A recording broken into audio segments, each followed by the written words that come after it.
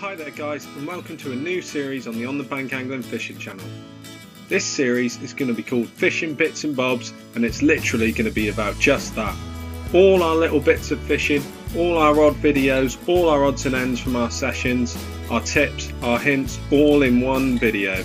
So in this first episode, you're going to be joining us at a number of different venues. As you can see, we're starting off in summer, spotting, and we're putting in this bait for catfish. We put in a lot of bait, put in some hard work, located some spots, and the plan was to just fish big smelly baits over the top of them and bag a cat. As all well-made plans, it didn't really go the way we wanted, and actually we got taught a lesson by my dad, who didn't put in any bait at all, but just used his head and moved around the lake, fishing an unconventional way for catfish, and that's under a float with a nightlight on it. Just watch this and see how he got on. We're on. What have you got there then, Dad? Baby cat, first one of the night on a floatfish worm. Just moving about trying to find a couple of fish. This is only a tiny one, but the next one could be 30, you know. Yeah. Dad's done quite well there because he's been moving about all over the place. Look at it. Perfect little example of a catfish. He's a bit battered though, isn't he? He's got a few marks and stuff on him. He's probably been bait at some stage. Let's see down his gob. Look at that. Look at that. Trying not to cut my hand off. See, their mouths are so huge even when they're that size, aren't they? Crazy fish. Crazy fish. Did it fight very hard, Dad, or not? Yeah. Did fight quite well actually, yeah, for a little Right down his gob. a little whipper. That's great. Well done. Nice. Right, so this is quite incredible, folks, because Dad's got another catfish on, and literally we've only just put back that last little kitten he had, and he said as soon as his float went in, it went under straight away and he was in. So that's insane. That shows you how much they obviously wanted those worms. And you reckon it's a bit better? Yeah, it's a better fish.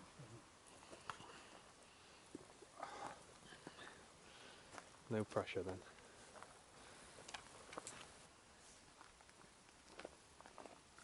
Going well? Slow down a bit now. I want you to a couple of good There's runs. his float. A couple of good runs to start with. Just sail away, bite straight away. It hit literally hit the surface and went straight under. That is insane. And you're not even putting any feed in, are you? No. You're just fishing on top of where there's been swirling. It's just a bunch of worms on the hook, just presented where there was some active fish, obvious fish activity. I don't think it's massive, but it's just definitely bigger than the other one.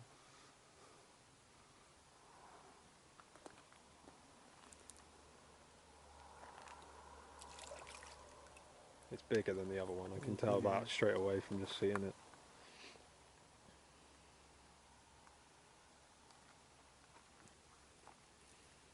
I really hope you put your alarm on loud.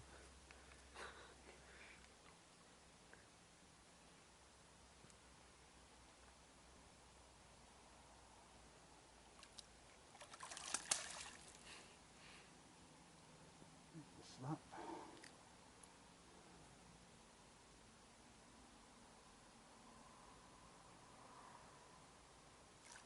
There he is.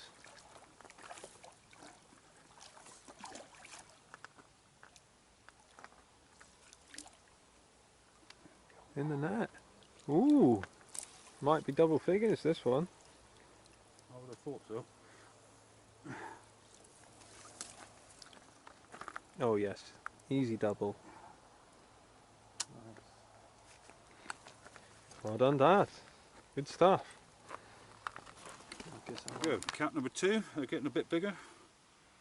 This is going to make low doubles, maybe 11, 12 pounds, something like that. But it was quite an amazing bite because I recast and the float hit the water and sailed straight under.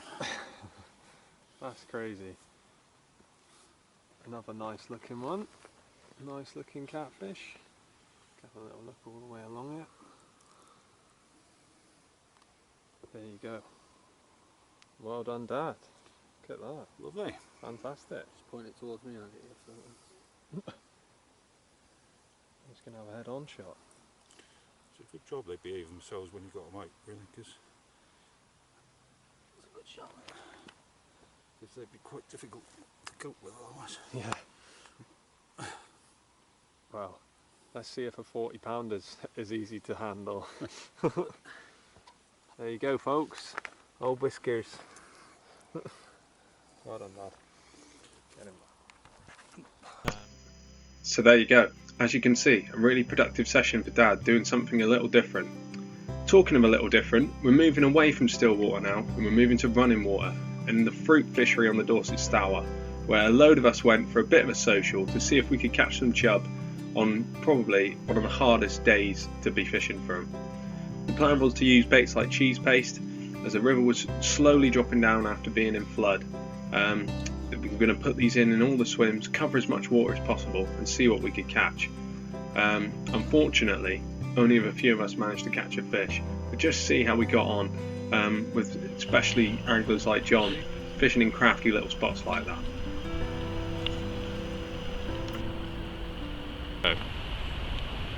Right, so John's finally caught the first fish of the day. It's about 12 o'clock. And how big's that one, John? I'm going to guess around 4 pounds. I'm not weighing it, so it is just a guess. What did you catch it on? I caught this on a spicy cheese paste that Aiden's made for me. It's I've had quite a few bites on it, but this is actually the first fish that I've had on it, so I'm quite happy to catch one. Well done, mate. A barbel earlier on, sadly broke my hip. There you go. Yeah. Slipping back. Just beating him up. Can't handle.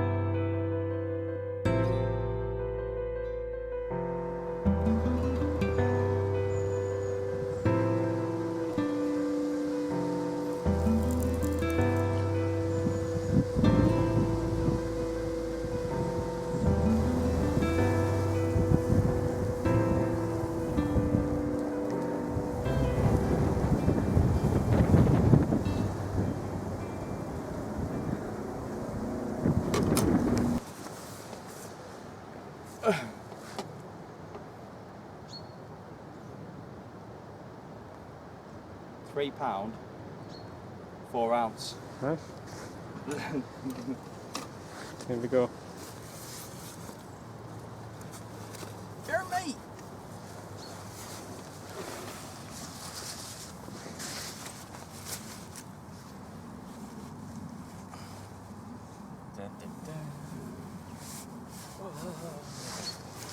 Oh. Stay still, you're knocking scales off yourself.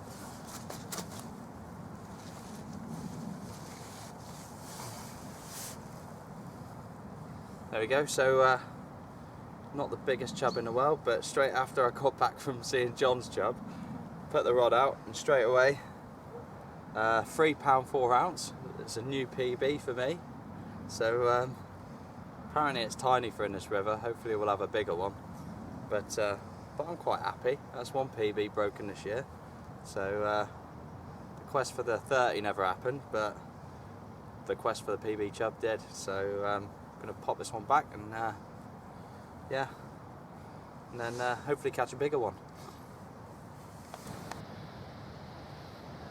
Okay. Just had a bite on my pellet and turned out to be a surprise pike for about, was it 4.5, was it? Yeah, just over 4.5. Just over 4.5 pound. So it just goes to show sometimes you never know what you're going to get when you're fishing a river. It's much better than carp fishing, really. That's 2 species in one session. So we'll get some photos of this one and maybe we can bag a barbel and make it 3. But yeah, I'm quite happy with that.